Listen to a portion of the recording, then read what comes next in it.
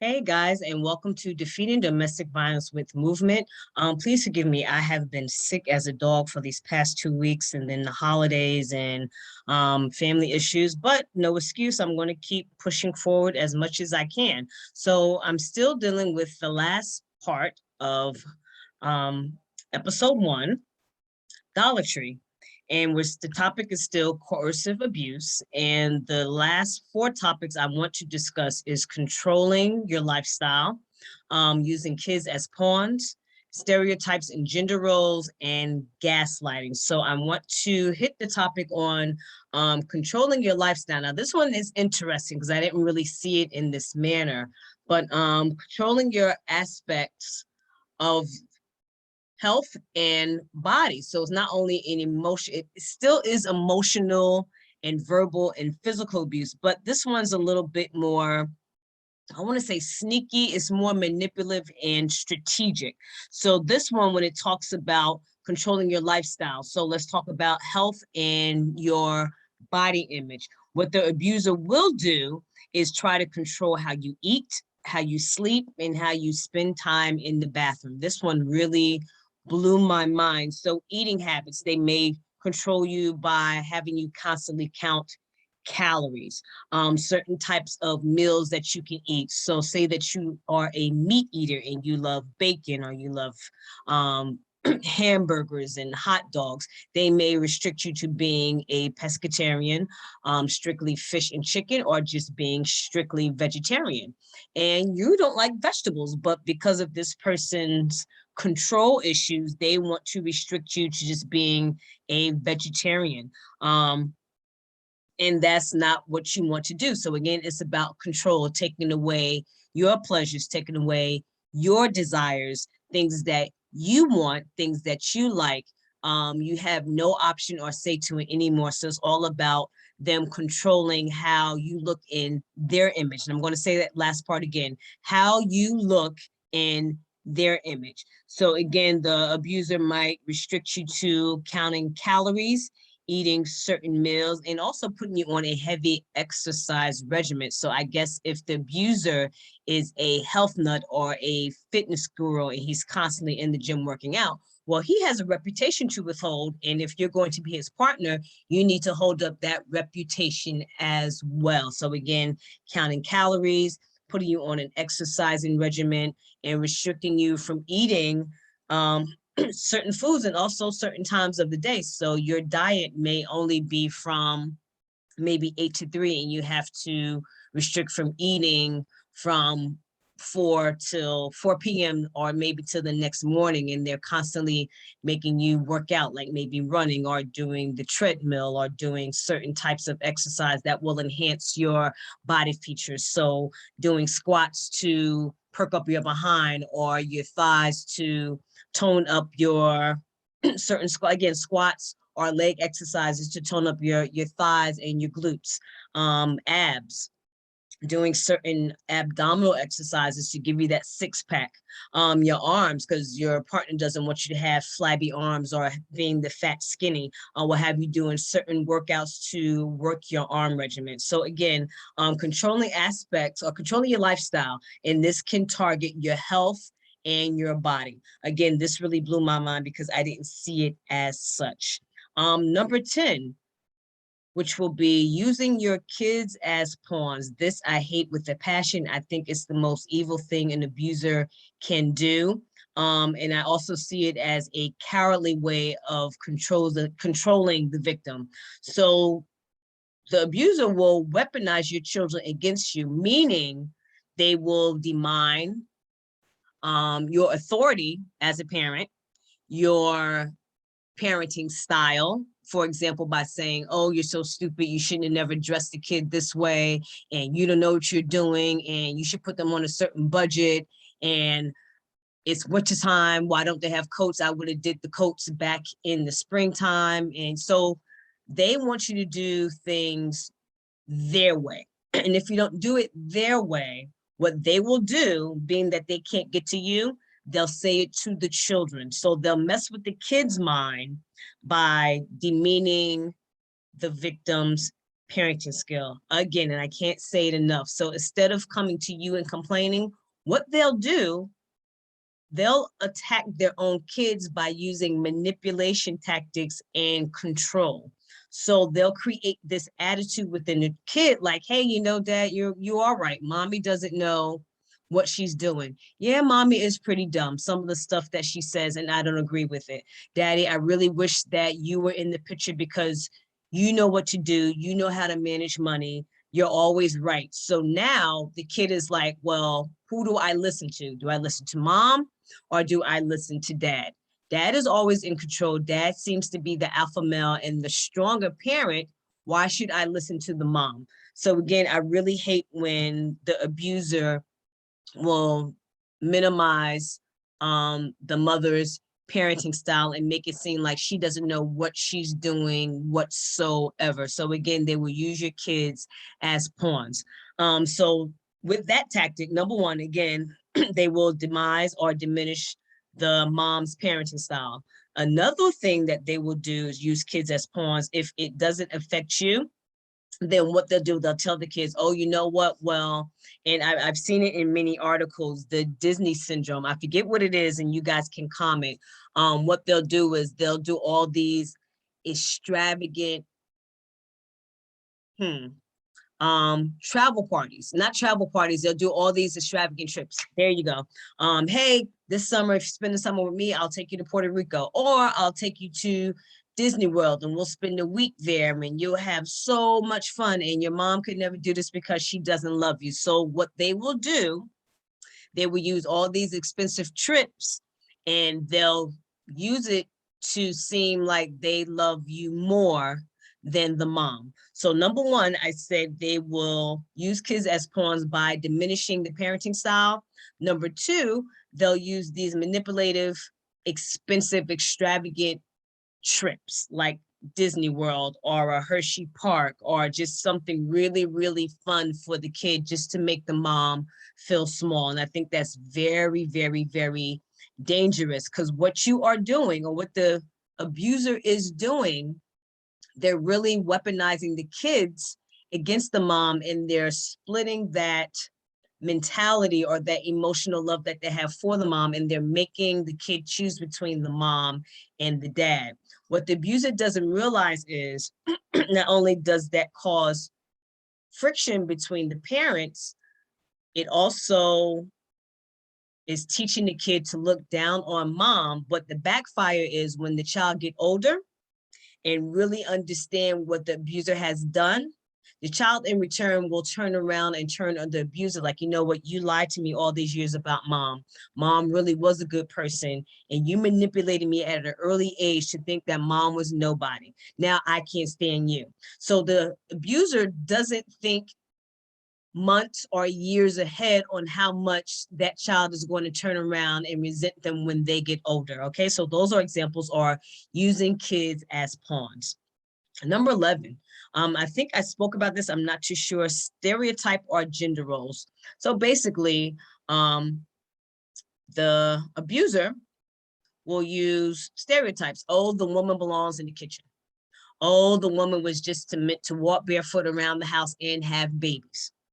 The abuser doesn't want you to have a mindset of your own, doesn't want you to have any type of identity or power to make your own decisions. So they will limit you to that 40s, 50s mindset, that Leave It to Beaver mindset, or that Pleasantville mindset. If you've seen those types of black and white pictures back in the day, you will see the wife always in the kitchen cooking and waiting for the husband to get home, and she takes off his coat and hat and hangs it up, and they have this, she has this big meal set for him, and she'll sit him down at the table and she'll put a napkin around his neck and make sure that everything is set for him when he gets home, because the man is working and bringing home the bacon. So now it's her job to tend to his needs. So with that, you're supposed to stay home and cook and clean the house and take care of the kids. And when the man clocks out of work and comes home, it's all about him. Never mind how your day was or what you did during the day, because what you do ain't nothing. You're supposed to do that. You're supposed to cook and clean. That's what a woman is supposed to do. That's what a woman was born to do. So, okay, it's again that stereotype of gender roles. The man works, the woman stays home. The man makes all the money. The woman stays home and just takes care of the household, make sure it's clean, do the gardening and the cooking and make the house real decorative and pretty. And oh my gosh, don't let the man have a bunch of friends on football night or whatever. It is the woman's duty to cook and entertain the male's friend or that partner's friends and make sure that everybody is comfortable while you're in the kitchen working like a slave and everything else. So your emotions doesn't matter. You feeling tired doesn't matter because you're home all day. You've worked maybe 80 to 100 hours a day at home, but you're not doing anything because you're home and you're supposed to do it, compared to him at work while he's working a 9-to-5 job or whatever his shift is. He's working outside of the house. What you do doesn't matter because you're in home and you're supposed to do it. So what the abuser will do will belittle what you are doing. And cleaning the house takes work. Whether you had to vacuum, wash dishes, dust, it's a lot of work to keep the house clean. And don't have a big house with many, many rooms, and then you have kids on top of that, and then they have the nerve for you when they get home. For example, you have like 3 kids, and let's, God forbid, you're homeschooling the kids.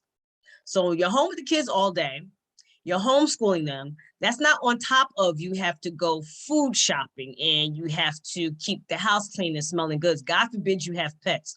Oh my gosh. So not only that, you have to watch the kids. You have to make sure that their homework is done. And now you have to clean up after the pets all day. You have to do all of this before he comes home because he wants a meal to eat on the kitchen table. Then on top of that, you have to look all prissy and clean and be dressed up in a certain type of way, depending on the abuser taste and style and his fantasy and unrealistic role of gender typing of how a housewife should be. God forbid that he makes you dress up in high heels or some types of leggings and makeup and all this other stuff in a nice sweater when he comes home, because he wants you looking pretty.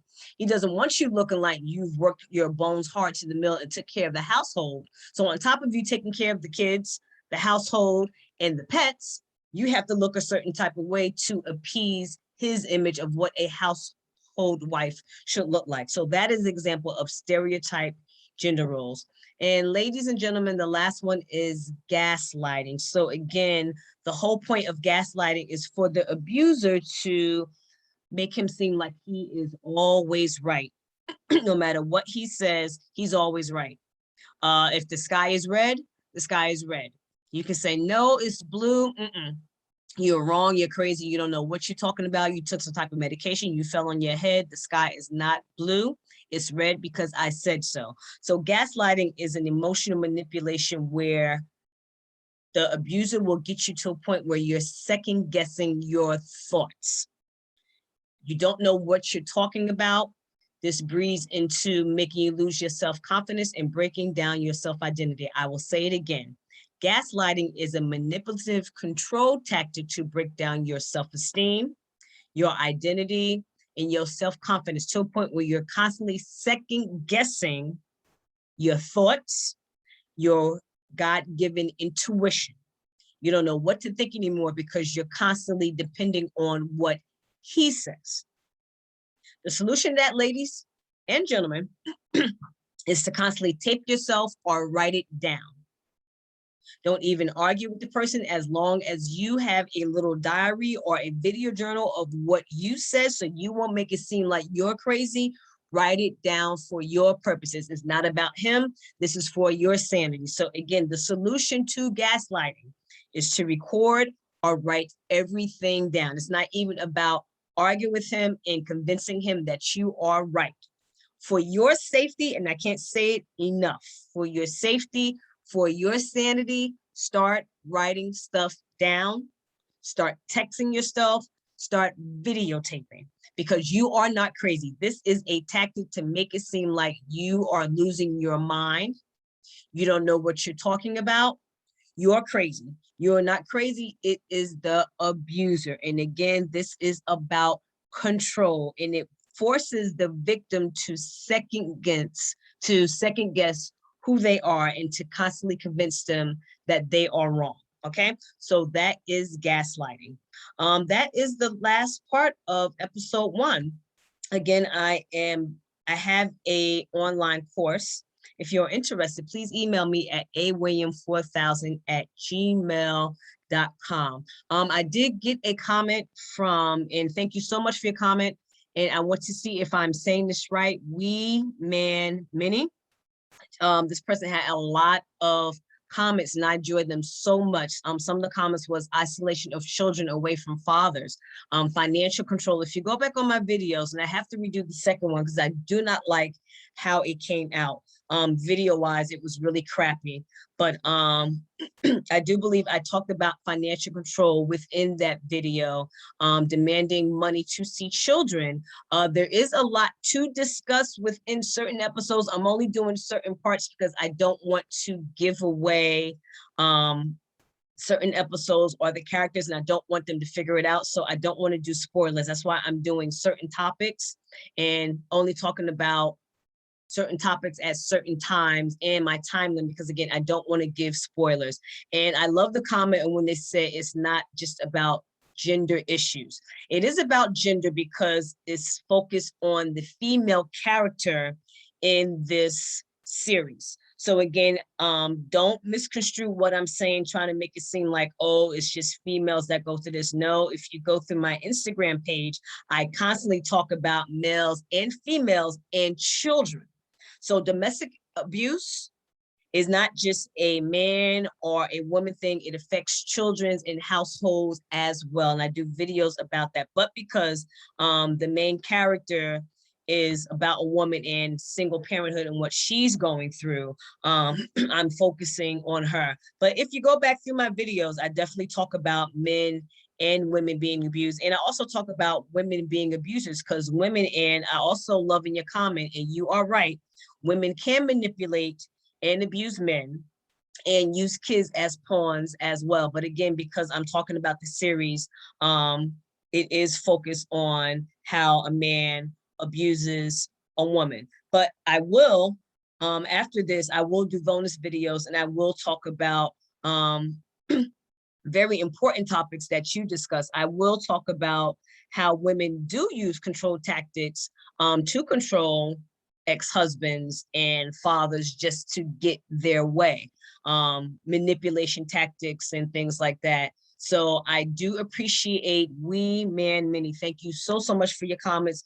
Please don't stop. Keep me on my toes. I love it. Let's keep the conversation going. And guys, thank you so much. And I will see you during the week for episode 2, and be blessed. Thank you so much and have a great day. Bye-bye.